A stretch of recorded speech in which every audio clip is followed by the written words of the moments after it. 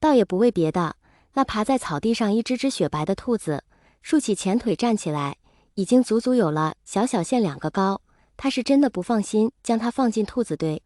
见丝锥迟迟没有动静，魏无羡忍不住了，催促道：“小丝锥，你最好了，放我下去好不好？我保证不会有事的。”说着还一本正经地举起右手，竖起4根手指，比了一个4，水汪汪的大眼睛写满了真诚。那魏前辈你一定要小心呐，不然韩光君会担心的。丝锥担心地叮嘱着。我会保护好自己的。小小线都快把头点成了拨浪鼓。终于在丝锥的妥协下，2个小短腿沾了地，一溜烟地冲进了兔子群。夏季的草十分茂盛，一进入草堆，小小线半个身子便被淹没进去。只见不停挥舞着的手，弄出几分动静。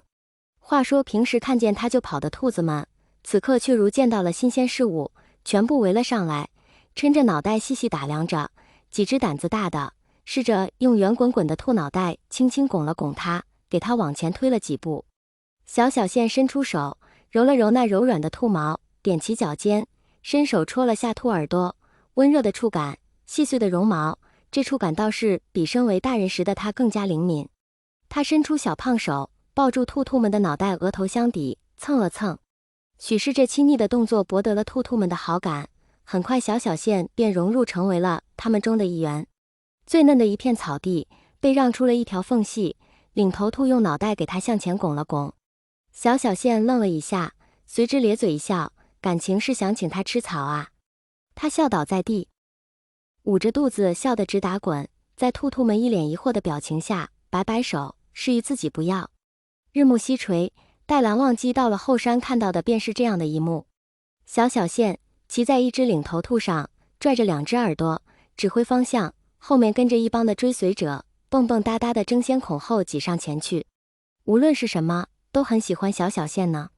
蓝忘机眼角变得柔和，细腻的仿佛可以晕出水光。斜阳的余晖洒在身上，化去了一身冰冷的围墙，只剩丝丝暖意不断涌进心房。蓝湛转了一圈的小小线终于发现了蓝忘机的存在，从兔子身上跳下来，扬起小脚丫便朝着蓝忘奔来，期间还因为小石子绊了一跤，给蓝忘机吓了半死，赶紧走过去，把它捧在手里，细细检查是否有伤到。蓝忘机凑得很近，精致到毫无瑕疵的脸就在了眼前，独有的檀香气息几乎是瞬间席卷而来，呼吸的热气打在身上，令他全身酥麻。小小线整个脑子开始混沌起来，整个人阴乎乎的。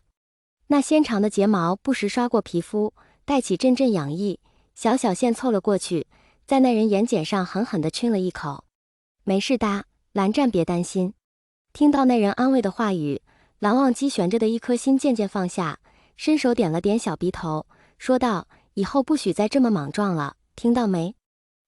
小小线抱住那根手指，蹭了蹭，然后在指尖处轻弯了一下，弯着眉眼答道：“听到了，听到了。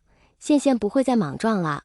7月终究是1年里最热的时候，要是雨后的清爽，轻薄的衣衫，却依然抵不住高温带来的大汗淋漓。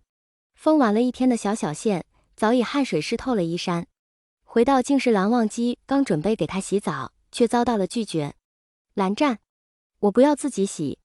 小小线死死地抓住了外衣，如护犊子一般，说什么也不给脱下。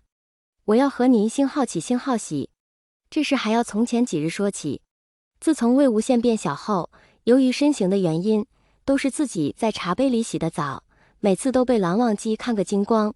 虽说自己脸皮是厚，但也没厚到人家眼睁睁的看着自己光星号溜星号溜的洗澡，还能当做什么也没发生。尤其是那一次被蓝忘机按魔术星号扶到直哼星号机以后，说什么也不肯自己洗了，非得和蓝忘机一起。只是蓝忘机哪里放心得下让小小线进入浴桶中，那深度一个不小心会要了他的命的，而他更不可能陪他在茶杯里洗，于是2人就这样僵持了许久。蓝湛，你要是不同意，我就不洗澡了。哼！小小线说完，双手叉着腰，背过身去，小嘴翘得老高，气鼓鼓地说道：“从今天起，你将拥有一只臭线线。”只可惜意料之中的哄劝声并没有出现，取而代之的是一声轻笑。好，好，不好，非常不好。崩了不到3秒的城墙就被击溃的稀碎，小小线清楚地听到了破碎的声音。呜呜，不好，蓝湛，一点也不好，我不要臭臭的，我是你最可爱最香喷喷的线线呐，你就答应我好不好？好不好吗？小小线拽着蓝忘机的衣袖摇啊摇，一双桃花眼充满着水光，在眼光下泛着光芒，眉梢倾倒，乍一看确实是惹人生怜。蓝湛，我水性很好的，绝对没有问题。你看玄武洞我不是还下到潭底了吗？眼瞅着蓝忘机的脸色越来越差，小小线的声音也降了下去。真是的，怎么就提到那事了？真是嘴欠，明知道那是蓝湛的雷区。魏无羡心中默默地吐槽了自己一番，看着那人有些苍白的脸色，自知蓝湛又想起了曾经那些不好的回忆，魏无羡立马去转移话题。